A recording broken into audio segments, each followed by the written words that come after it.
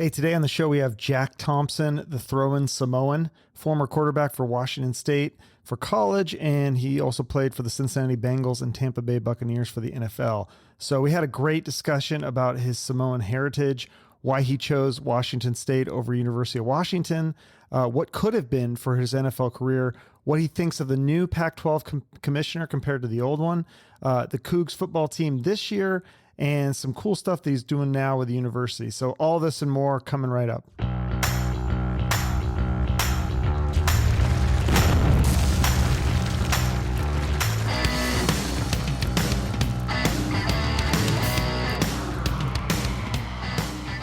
All right. Well, welcome, Jack Thompson, to my little podcast here. Thanks so much for doing this. Chuck, thank you. I owe you one. Okay, awesome. Well, I'll remember that. Okay, good. I'm good for it usually. Okay. As long as I'm on time. Yeah. Well, so I wanted to Throwing Samoan, obviously, is your nickname. And I hear that word a lot, Samoan. This guy's Samoan, that guy's Samoan. And so I was like, I don't really know a lot about Samoan. So I started doing some research and digging around. And so if we can we educate my audience on Samoa, like what it is? Because it's actually part of America, or there's two parts, right? Right. I come from the American Samoa. It's a territory of the United States, and the other part of Samoa is the nation island of Samoa, and it's an independent country. It used to be a territory of Great Britain, and it's become independent over the years. It used to be called Western Samoa, and it's beautiful. It's that Samoa is a group of islands, two big ones that are the size of Oahu, basically.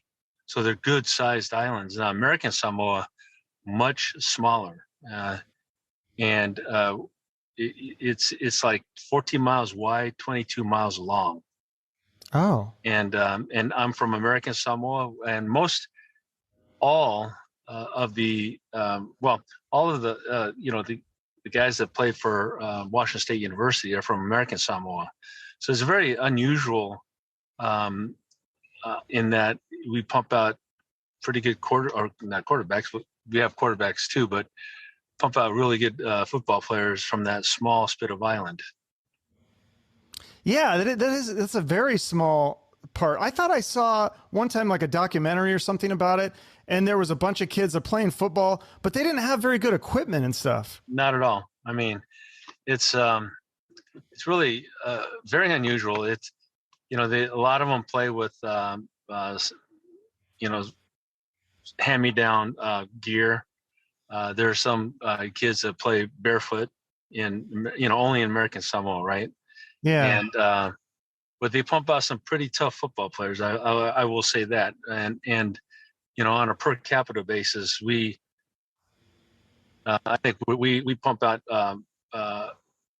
more football players per capita than, say, Puerto Ricans pump out baseball players.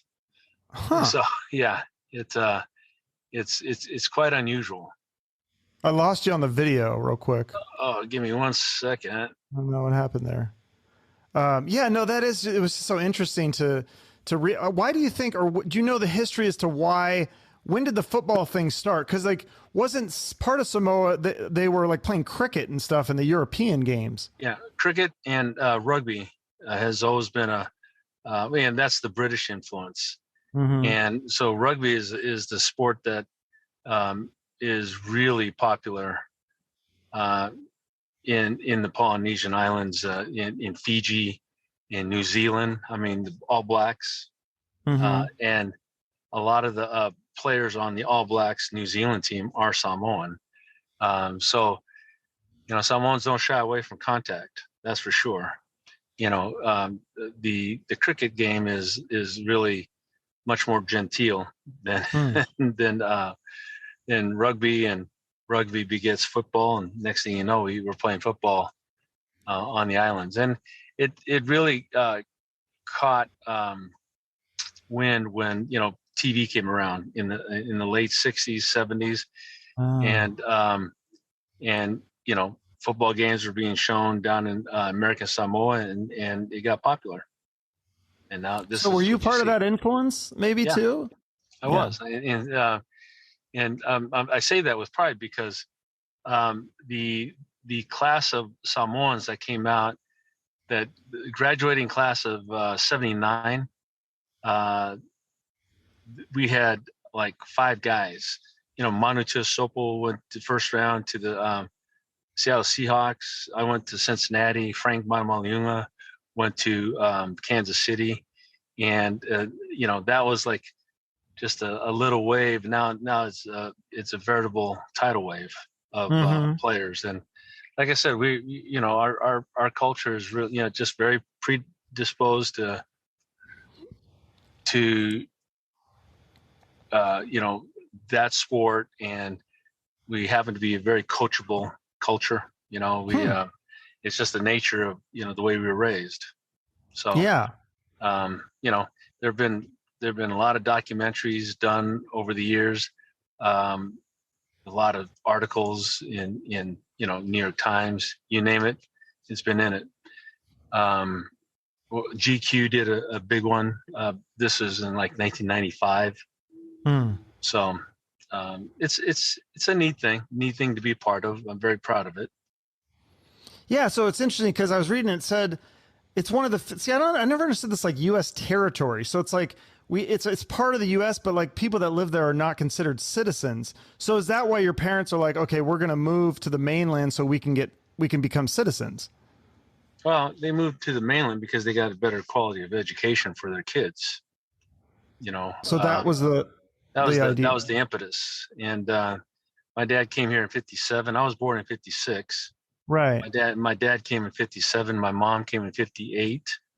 They sent for me in 1960. And I was staying with my mom's sister. And I came here in 1960, and my mom and dad raised 5 kids here stateside, and all 5 of us went to college. So, my dad accomplished his goal. Yeah. No, that's amazing. It's like the American dream. I love it. It's just interesting. Exactly. So they left you there for a few years just to get like a head start, or is that part of the legal thing? They couldn't bring a kid, or what's? No. It's just, that's just the way it was. They couldn't afford me. They couldn't afford there were 2 other kids in Samoa, and that's just the way it was back in the day. And we were to be raised by your aunt and uncles, that to this day it's normal. And again, I was raised by my mom and my mom's sister and brother-in-law. My sister Margaret was raised by my dad's sister on the other side of the island, and my older brother Gino, he and I were raised by our aunt on my mom's side. It's just it's a very unique culture. And I'm just very proud of being part of that Samoan culture, and we're pretty tough people. Yeah, no, that's really neat. It's so inspiring, that your parents, made such a sacrifice, and it was for you guys, it was for the kids to have a better life, to have better education, and clearly it worked. Yeah, and they, they did it the right way. I hate to, step outside the boundaries, but my dad came here. It took him 7 years to get his, get his citizenship, and it was the best. I mean, that was one of the best days of his life when he got his citizenship, and he went through the paces and didn't cut any corners, and was very proud of being, that he was raising his family in the U.S. And it hurts me to see people take it for granted, your citizenship and all that comes with it. There's a responsibility to the country. And my dad just never messed around. He didn't suffer fools well. And when cousins would come, and when I was being raised by my mom and dad, there was never a time where our immediate family was that we were by ourselves. We always had 1, 2, as many as 10 other cousins and aunts and uncles living in our house. And my mom and dad were very happy to help facilitate their moving from, to do what they did. But they didn't take too kindly to those relatives that would come here and abuse the system. I'm talking about welfare and things like that. And, my dad. Yeah, because your parents worked really hard. Didn't your mom clean houses or something? Yep, she did. Yeah. She was, they worked really hard. And then ultimately they both worked for Boeing. And okay. My mom was a shop clerk. My dad was a machinist. And he was a union shop steward, And when he passed away, we had at his funeral, he had a lot of people from Boeing, guys he worked with. Some got to go up and speak on and tell about their experiences with my dad. And one thing they always said about my dad, you don't mess with him. But if he's your friend, he was as loyal as can be, and he has your back, and that's just the way I was raised. Yeah, it was. I thought my parents were strict, but I heard you say your dad, you got a couple B's one time, and then you couldn't play sports. Is that right? Or yeah, he held me out. He held me out for a year. Because there's no way we were gonna, not honor what he had done. The sacrifices he and my mom made. By giving a half-ass effort in school. Sports is great. That's fine, but it was all about the education. And so if you took that lightly, well, guess what? You lose. And wow. My sister Margaret, she made it through junior high and high school. I think she with just one B. Myself, I set the bar a lot lower. The worst report card I ever brought home was 3 A's and 3 B's. And one time I came home with 4 B's, and that didn't go over very well. Gosh, but that must have put in a really good work ethic for you. So like going to Wazoo and then later the pros and stuff like that. I mean, that was probably not, those workouts were nothing compared to what you were raised with. That's true. Yeah, he was they were very strict, especially my dad. But as strict as he was, one thing he there was never a doubt was that he loved us and that we can always count on him. So. Yeah, absolutely. Well, so you grew up in the Seattle area and everyone thought you were going to go to UW. Now, did you, I did so too. you could see UW games on TV. Could you even see WSU games on TV in Seattle then? Not unless they were playing the Huskies. Okay. And, yeah. So tell the story about like why you didn't go to UW. Is because the recruiter kind of disrespected you or your family, or? Well, it was the head coach. I was the head coach. And candidly, I was known, I think the term was I was a lay down recruit. Mm-hmm. And that only meant that, you can do anything. Don't waste any time, but don't waste any time, energy, or effort with him because he's a lay down. He's coming here. And that was true. I was a lay down Husky recruit. When I got off from 1960, when I got off the plane, my dad was, he'd already watched 3 years of Husky football. And that's, he started brainwashing me, all things Huskies. And every weekend every Sundays we'd watch the replays of Husky football. And so, when it came time for my recruitment, the Huskies had me pegged as that lay down recruit, which was true, by the way. I was going to be a Husky, but what happened was, when head coaches make the home visit, right? As they generally do.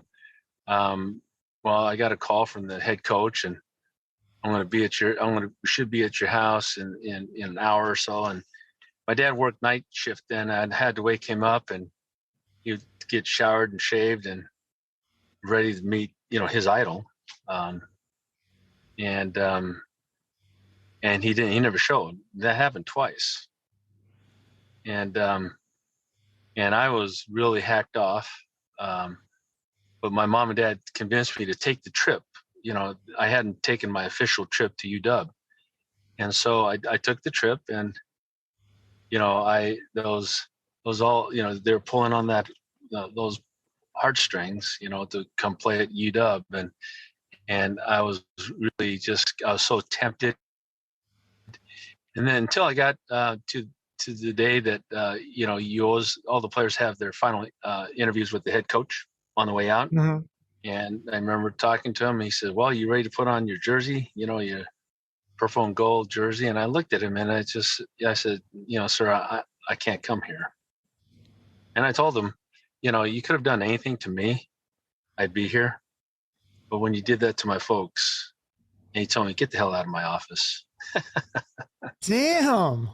Now, but it wasn't as if I was being really manly and standing up to him. I was hurt. I was literally, it's like my dream just coming to a crash right there and then. I realized that, this is one thing you can't back away from, and so that's what happened. Wow. So then this guy, Bill Kirk, who was he wasn't a football player. He was just a WSU alum and a big fan. And he was kind of trying to get you to go to Wazoo. Well, Bill Kirk was watching me when I was ninth grade. And then when I went to high school, he would come to several of my practices.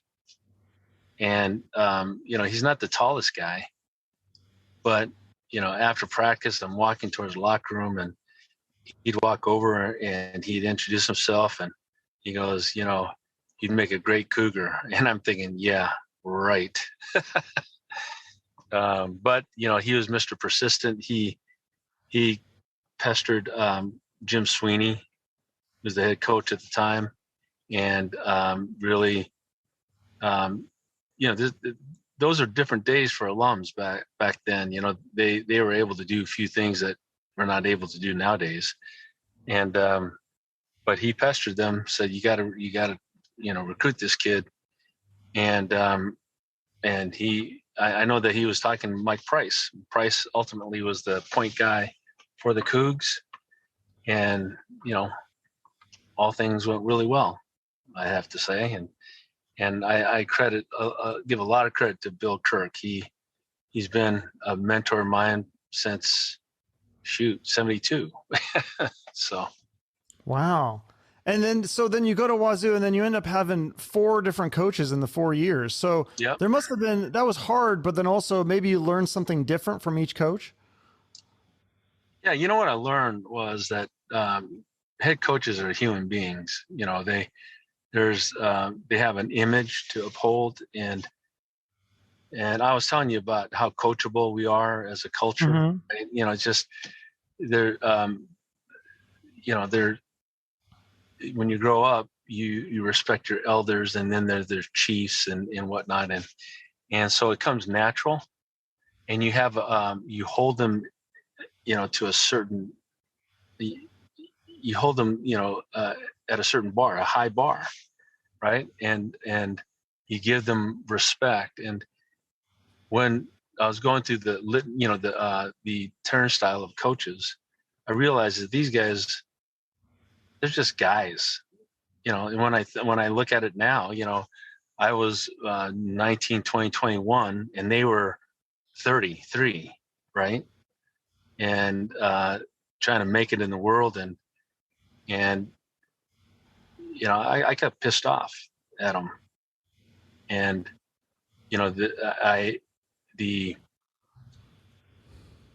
they kind of fell off the head coach position kind of fell off the pedestal that I had for it, right?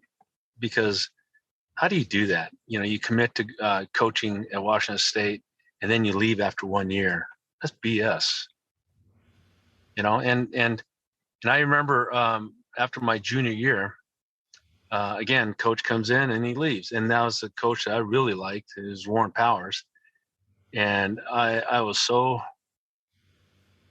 pissed off, I couldn't see straight. But then I remember I had a decision to make. Do I come back for my senior year, or do I go to the pros?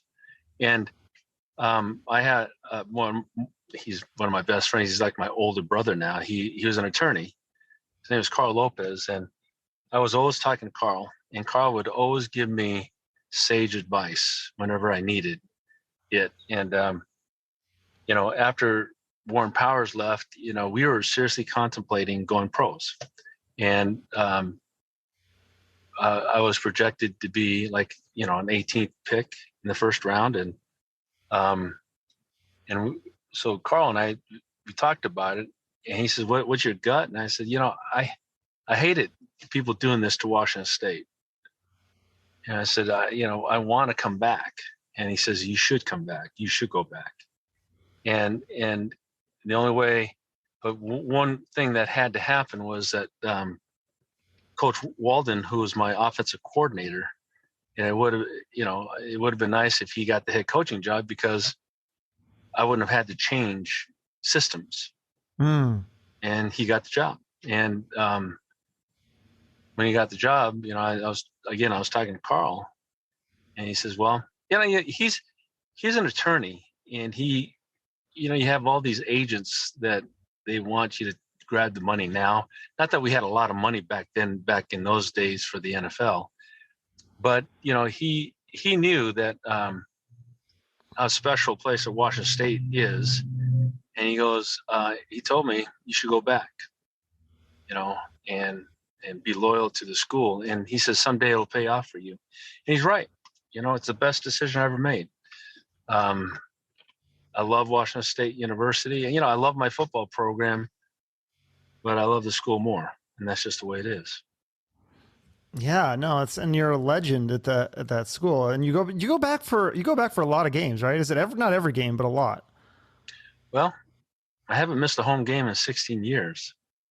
Wow. So, yeah, I go back, and I don't make all the away games, but I make some. Maybe one or two, every year type of thing. Yeah, I think I saw you at the last one at the ASU game. I think I saw you there. That was a good game. That was a great game. That was a fun one. Yeah. And, but I'll tell you that, my son, Tony, who played at Washington State, he teaches at the Carson College of Business. And so I have a free place to stay there. Oh. So it makes it easier. Nice. Yeah. Well, and then doesn't your other son work at Mac and Jack's, so you get free beer from that one? Yeah. He, my son Jack, is director of sales for Mac and Jack's. Yeah.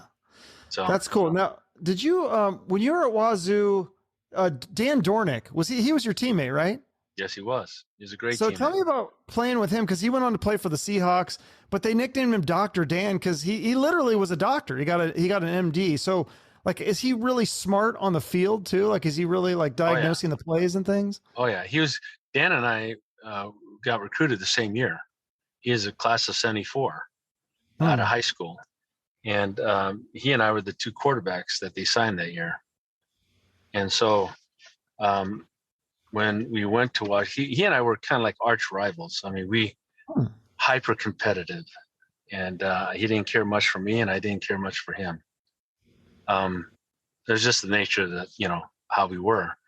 And he ended up going, they put him at running back, and he became one of the best running backs we've ever had. And he was the best teammate you could ever want, because it's like having another quarterback in the backfield. And to your point, he was extremely smart, knew all the plays, knew what everyone else was doing. He thought like a quarterback, and that's what quarterbacks are supposed to know, all the, everything that the players are supposed to do. And he knew it. And I knew that whenever I was in a pinch, all I had to do was find Doorknob. That was his nickname to us. Nice. No, that's really cool. Like, I mean, that was a little bit before my time, but I've definitely like read about him and stuff, and I've seen like I'm able to find your highlight videos on YouTube and stuff too, which is really cool. Yeah, well, I'm gonna have to try to do that. I haven't tried doing that ever, and love to catch some of the games. But Dan was a terrific athlete coming out of Wapato. He's a great basketball player. Great. He ran track. He was a multi-event guy, and but he was just a great athlete, extremely smart, and very dedicated. And he ended up marrying Sharon, the gal that he was dating out of high school. Hmm. And I think they moved to Spokane, and that's where we're hoping to go. Oh, you're gonna move to Spokane? That's my wish. I think that it's my wife Molly's wish too, but I got to keep pushing her. Okay. Yeah. Yeah. Well, so yeah, you've been all over the place. So when you got drafted, tell my audience this story, like, because you were originally supposed to go to the Giants, and that made me wonder. Because then I looked and saw, and they took Phil Simms, and I mean, Correct. he went on to win Super Bowls and stuff. Like, do you think if you would have gone to the Giants with Bill Parcells, do you think you would have won those Super Bowls? Well, he was drafted. The coach at the time was Ray Perkins, Mm-hmm. and Ray came to Pullman, and he took me and my girlfriend at the time, Molly, who's now my wife. He took us out to dinner, and he said, have your bags packed because when we have our pick, you're coming. And after we pick you, New York. So you froze up a little here. give me 1 second here. There we go. Sorry about that. I got incoming calls, but I really like Ray Perkins. Being chosen in the third pick by Cincinnati was a complete surprise. It surprised everybody. Actually, they were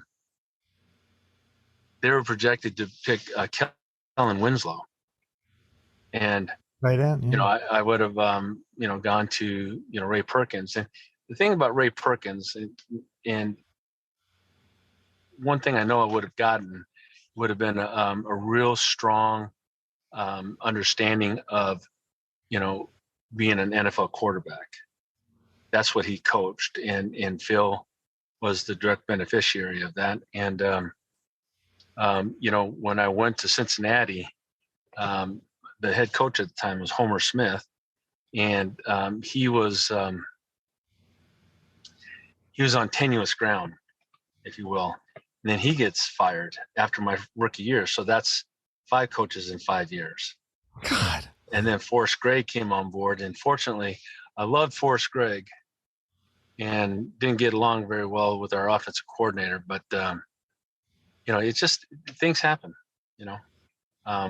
You asked the question, do I think I would have, it's very situational. I will say this, I had the talent, I had as much, if not more talent than other quarterbacks that were drafted. It's just being in the right place, being in the right system. And frankly, I love being at Cincinnati. The teammates there, Anthony Munoz, Max Montoya, just to name a couple. I got to go back for our 40-year reunion, Super Bowl reunion this past year. And boy, it was great to see those guys again. But it wasn't meant to be. I ended up getting traded to Tampa. Yeah.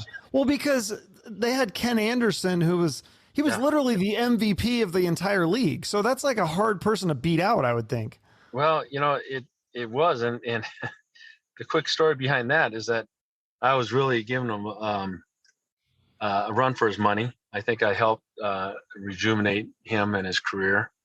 And it was very competitive. And that year that we went to the Super Bowl, at the 4th game, the last preseason game, Forrest Gregg told us, whoever has the best game in this game will be our starting quarterback for the season. That's how much ground I had made. And he went out and played this first half. He did okay, did so. And I started, and things were going really well. And I got flushed out of the pocket. And as I was running out of bounds, the linebacker dove at my ankle, and I ended up severely spraining my high sprain on my ankle. And that put me out for 4 weeks. And so the first game was against Seahawks, and Kenny started. Didn't do very well. Our third string quarterback comes in and did a good job, and we ended up winning the game. It was in Cincinnati. Now the second game comes along, and there was a question, who's going to start? That's how, it was very, it was tough sledding for Kenny at that time. And to Kenny's credit, he went in and talked to Forrest Gregg and said, I deserve to start. There was a question if they should start him. And Kenny just went in and said, I need to start. This organization owes me that, or something of that sort. And Kenny went on to become the MVP that year and took us to the Super Bowl. Crazy. So, yeah. So, it just, that's what happens, And, yeah. And so, things, the following year, it's a long story, but I ended up getting traded to the Buccaneers, and that was another whole wild experience in and of itself. Well, yeah, you got a lot more playing time there and that was when they had the creamsicle jerseys and yeah. I like their uniforms now much more. Yeah, so it's interesting. I was looking at the Bucs roster and stuff, and so they had Wayne Fontes he was the defensive coordinator, and he ended up later being the head coach of the Lions. Right. And they fired him, and they haven't really. I don't think they've won a playoff game since he left. Now I know he was the defensive coordinator, but do you remember what he was like as a coach? I mean, you must have seen him coaching on the sidelines. Well, he was a good coach. He was a good defensive coordinator. Buccaneers always had a good defense, and I think it starts with Wayne Fontes, and we had John McKay was the head coach, and boy, he was quite a character, that guy. And it was a tough experience, frankly. I go back to my teammates in Cincinnati, and that's where felt most like home. Mm-hmm. If I had any regret, it was leaving Cincinnati. Given because the guys on the team, there's just the chemistry was better. Let's just leave it at that. Okay, but you did have one really good game at Tampa Bay where you threw 4 touchdowns against the Oilers. Yeah, my memory slips, but I kind of remember that game. I had a couple good games. I had another good one against 49ers in Candlestick. I got the crap beat out of me. What's it like playing up against those guys? Because that was that team was stacked. They had Joe Montana and Roger Craig and Ronnie Lott, and they had an all-pro defensive end named Fred Dean.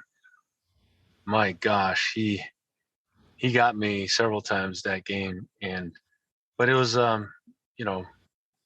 took a beating, but kept on ticking, And how hard does it hurt to get, or how much does it hurt to get hit at the NFL level? It's got to be a lot more painful than like each step, high school to college to NFL's got to be crazy.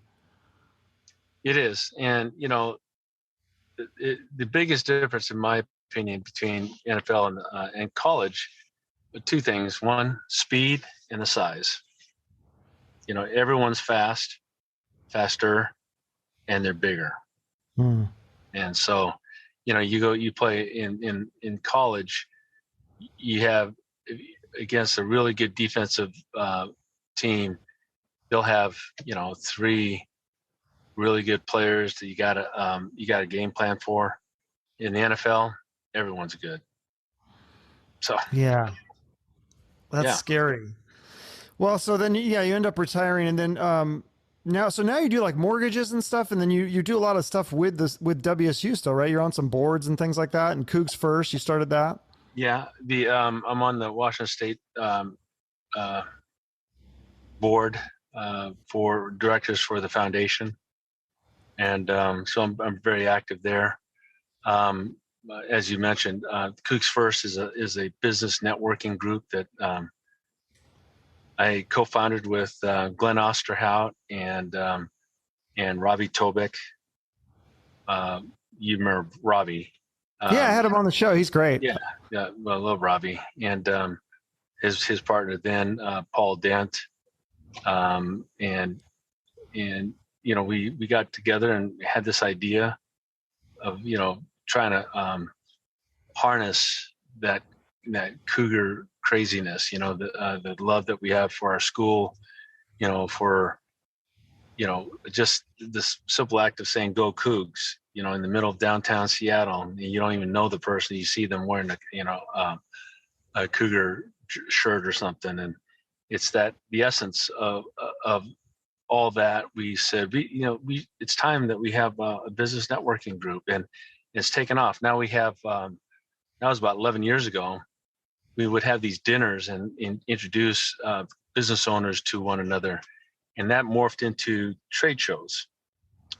We have a trade show in Seattle and one in Spokane. We had our one in Spokane a couple weeks ago, and our trade show for Seattle, it's being held at Maidenbauer Center on May the 18th, coming up next Wednesday. And it's great because, I just got word that Coach Dickert said he's going to be there. Todd Schollenberger, our women's soccer head coach, Jen Greeny, our volleyball head coach, Kyle Smith, head basketball coach. They will be there. Cam Ward, our new quarterback. Robbie's going to be there. Just a ton of former Cougar players will be there. And we have, I think, around 75 exhibitors, Cougar-owned and managed businesses, everything from mortgage, like mine, to hotels, restaurants, car dealerships, you name it. All the different arenas that Cougars are in, and we're into everything. Mm-hmm. And our tagline is, when you're looking to purchase a product or service, think Cougs First. The other thing that's really come out of these shows is that it's a great recruiting venue for these exhibitors, and great place for young Cougs graduating to find their first job. You remember Gino Simone? No. He played wide receiver for the Cougs. He got his first job at one of our Cougs First shows. And it's a fun business networking venue. It's like a Cougar business party is the best way I can describe it. And at 3:00 on the 18th, President Schultz will give the State of the University address. It'd be about 35-40 minutes. And then we break from there, and the show begins. Oh, that's exciting. And it's fun. Cool, it's fun. It's at the Maidenbauer Center. Chuck, you should be there. Where are you? I'm in Arizona. Oh, well, you need to fly up. Yeah. It's on May 18th? Yeah, next Wednesday. I was just back there, and I need to go again. We have a VIP reception the night before. You can come as my guest, but wow, if you can make it, you have my number. Call me. I'll make sure that you'll have all your credentials. It's fun. It's a great thing, and the Cougs down in Vancouver, Washington, have been banging on our door.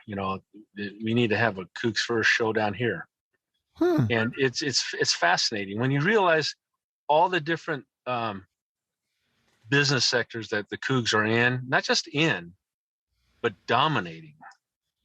From the high tech world to, like I said, to the mortgage side, to we have little mom and pop shops.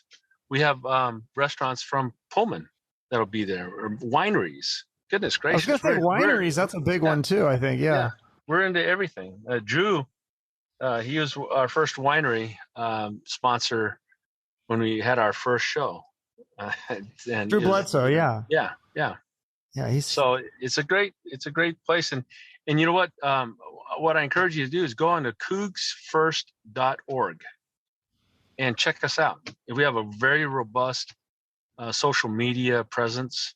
That our website is well done. We have a director of marketing that has done, Lindsay Evans has done a great job for us.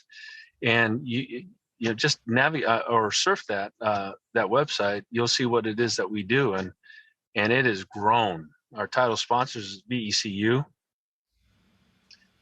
USI, the commercial insurance people. One of our key sponsors. The other key sponsor for us is Washington State University, thanks to Kirk Schultz. No, that's great stuff. Yeah. I mean, it's interesting though, like, because I think that's a lot of the exposure, but a lot of it comes through the sports too, obviously. Yep. It's weird that they don't show the Pac-12 channel. Do you have any like input on that or say on it? Why is the Pac-12 channel not everywhere? Why it's like not on DirecTV? So a lot of people miss Cougar games. I feel like that's a huge exposure piece that's missing, not only for WSU, but the whole Pac-12. Well, I couldn't agree with you more. We can blame the previous commissioner who was terrible. He was terrible. Mm-hmm.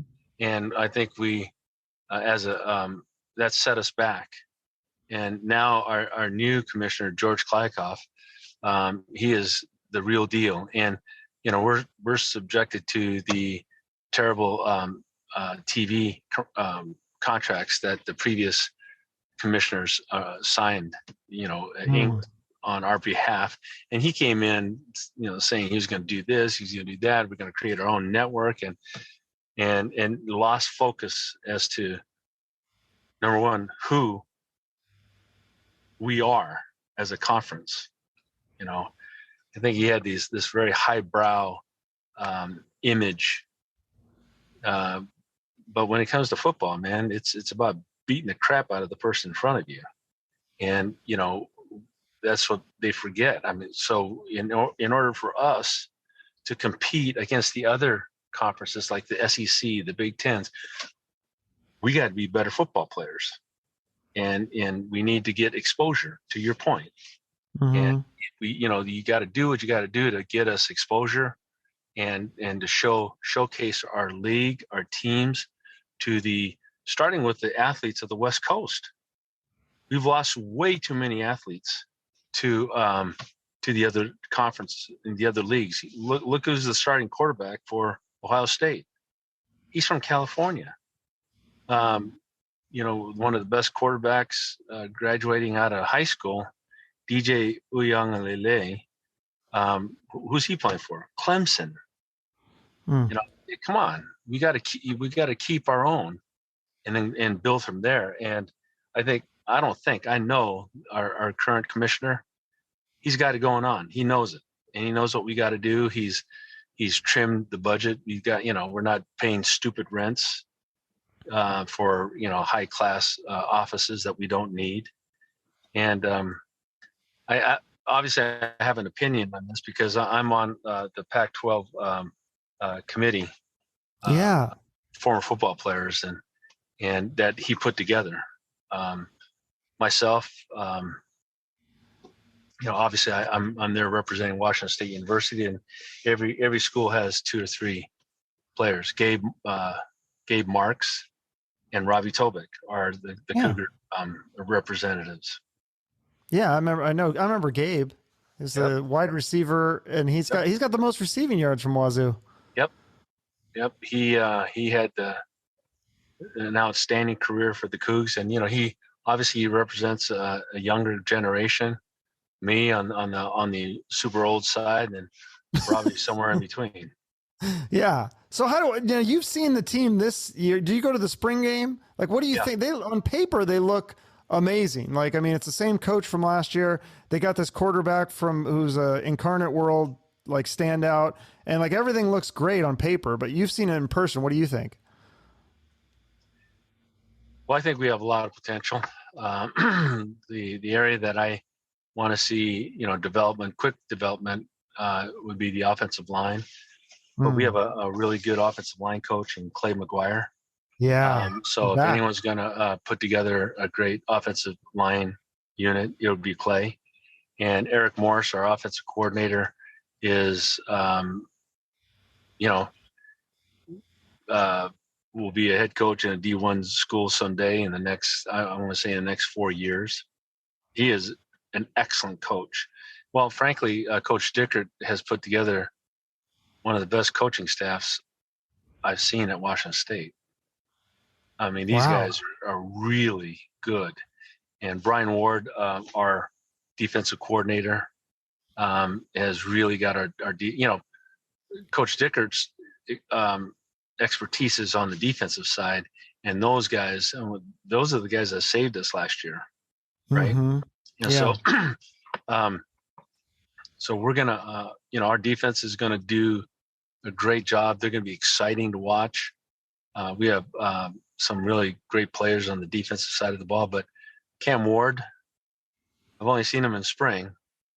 He's very impressive. He's got, that's what I'm hearing. He's got the ability to throw, over the top, sidearm, whatever it takes, kind of like a Patrick Mahomes type. Well, look at Eric Morris. He coached Patrick Mahomes as offensive coordinator at Texas Tech. So right. I'm excited. But do you think they made a mistake letting DeLaura go? Because he was the freshman of the year. I mean, he's really talented too. I mean, not that I'm sure Ward is talented as well. Were they trying to keep both? That was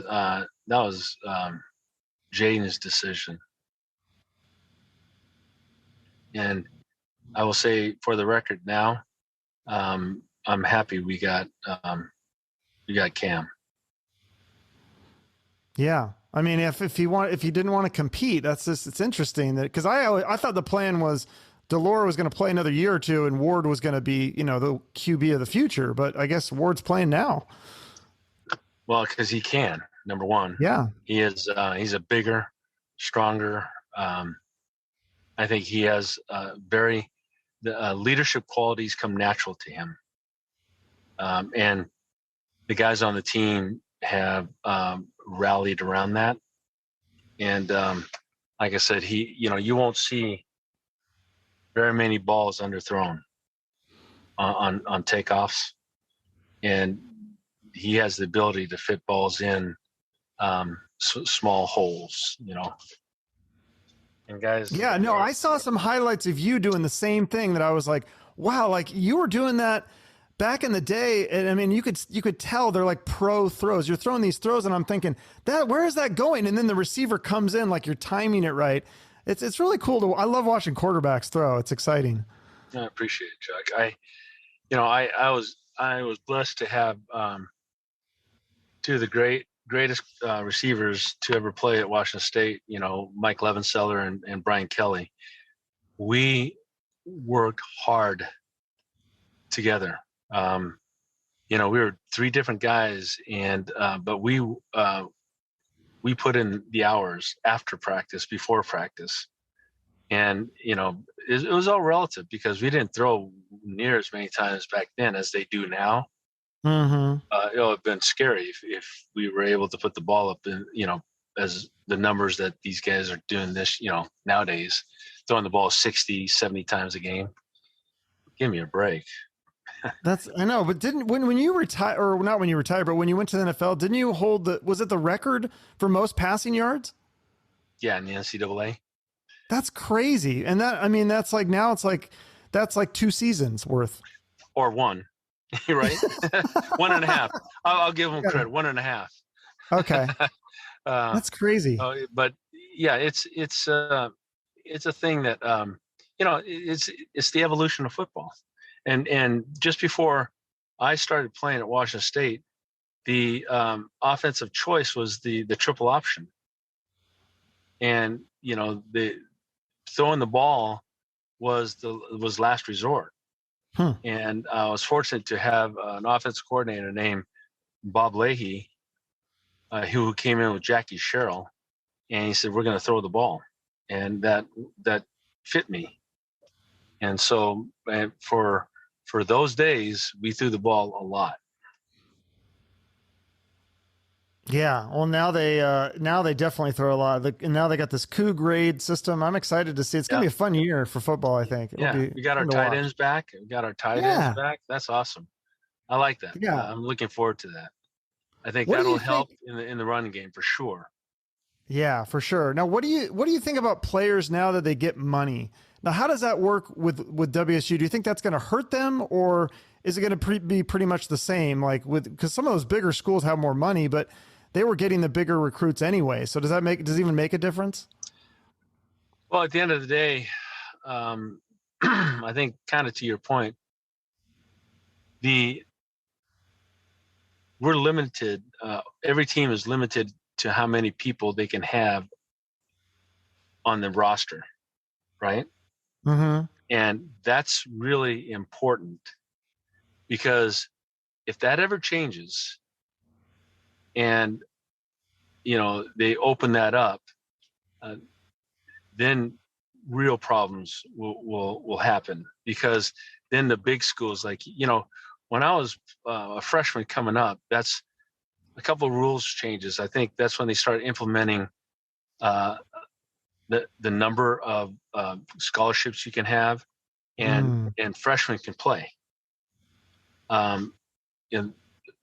When I came on board, that was in 1974, and the reason why I say this is because if the rosters, the number on a roster is expanded or allowed to expand, then schools like Washington State University would be lacking, because USC, they have the money to have a 200-man roster. Now that would be really bad. I think it's already bad, made difficult with the NIL and the portal.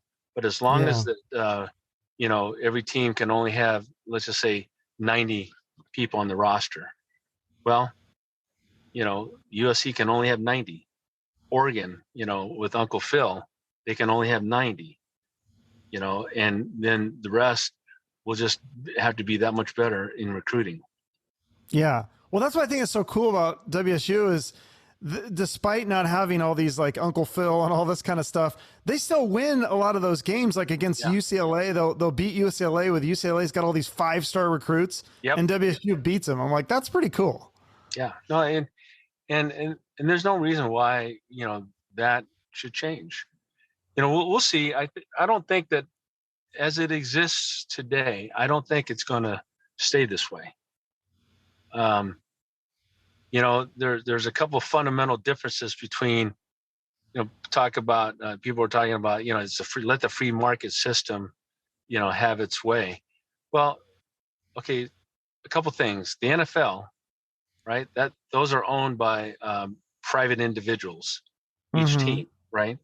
And the profit motive, the whole bit, the free market system, have at it, right? Well, the schools that make up the NCAA, the vast majority of us, are paid by taxpayers, right?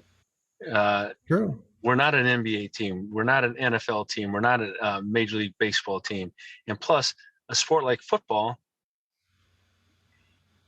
helps fund all the other sports, the Title IX sports.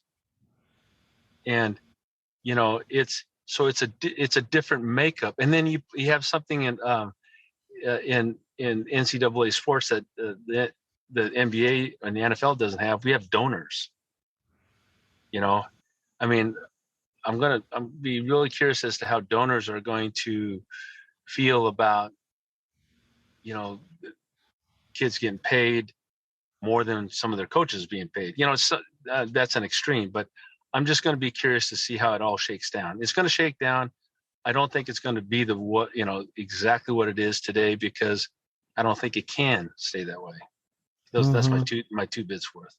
Yeah, it'll be interesting to see. It's Yeah, hopefully the Cougs can still compete because I love watching the games. They're fun to watch. So I just don't want, I feel like it's already kind of lopsided. And to your point with NFL, like at least the NFL, they have the draft. So the team that finishes last gets the first pick. And so there's a lot more balance that way. They don't have a system like that in NCAA. So it's like Alabama just wins it almost like every other year. Yeah. It's kind of crazy. Yeah. So I don't know how that's going to look and feel like, but like I said, I don't think it's going to be the same in 2 years as it looks like today. So we'll see. You know, at the end of the day, Chuck, look, one thing I learned about Cougs, it doesn't matter. We'll always compete. We'll always fight our asses off. And we won't take a back seat to someone from LA, we won't have to dodge, drive-by shootings there, like they do there, so, I don't care what anyone says, going to Washington State University is a beautiful place for, parents to send their kids, whether they go to school or whether they go, to Washington State to play sports and go to school, and that they can count on. And at the end of the day, that does make a difference when parents come to Pullman and they see this and they get it, and that they know that their kids will be relatively safe for the 4 or 5 years they're going to be in Pullman, and they're going to get their education, back to basics kind of things. And don't think that's going to change. No, absolutely. And they're part of that community, like the Cougs First, like you said, like they always have a home and a family with other Cougs and this connection. It's pretty neat. It's yeah. Well, cool I'm glad you brought that up because, I was talking to Todd Schellenberger, and I called him and he was in Florida recruiting. And I asked him if he can make it. And he said, well, I'd love to do that. And I said, I told him that Cammie Etheridge can't make it, but she's going to try to get her recruits, who've signed to go to Washington State University, to have them come to the show with their parents to see this other side of Washington State University, that we support our students and student athletes. And I told him that many kids get their first jobs at this, and this is a recruiting advantage. And he says, absolutely, I agree with you. Next thing you know, he called and said, I'm coming. Nice.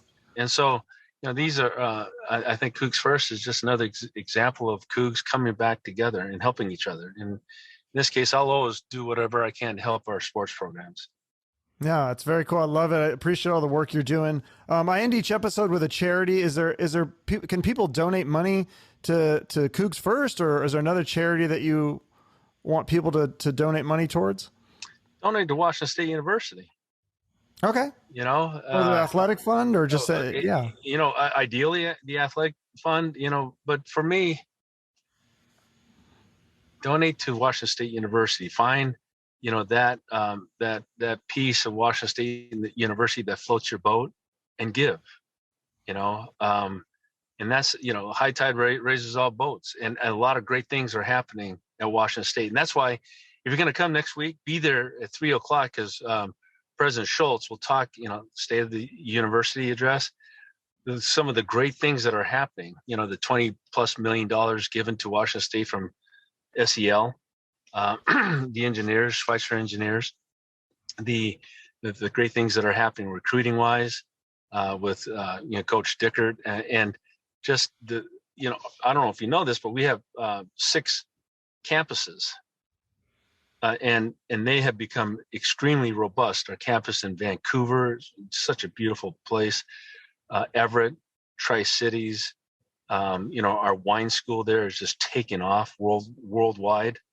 And our medical school in Spokane, it's, the Cougs are shaking and moving. And then, and our global campus has become one of the best, internet campuses around.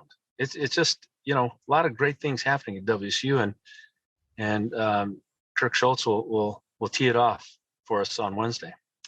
Okay, awesome. Well, if I can't make it this year, I'll try to plan for it next year. I'll try to make a plan for it. That sounds amazing. Well, thanks so much for doing this. I appreciate it. Thanks, and we'll be in touch. Appreciate you hanging with me, being my tardiness. Yeah, no problem. Well, yeah, you just owe me a favor. No problem. I do. I'm good for it too. I'm good for it. All right. All right. Thanks so much. Go Cougs. Take care. Okay, go Cougs. Bye-bye. Well, that was such a fun interview. I want to thank Jack for coming on the show. Make sure to support the Cougs First. You can follow that on Facebook, Twitter, and Instagram. And you can follow me on there as well. That helps to support the show, as does your likes, comments, and shares. And make sure to subscribe to the show on YouTube or wherever you listen to get updated on future episodes. And if you really want to go all out and support the show, I'd love for you to write me a review on Apple Podcasts or wherever you're listening, or give me a rating on Spotify. That stuff helps more people find the podcast, and we only grow through you.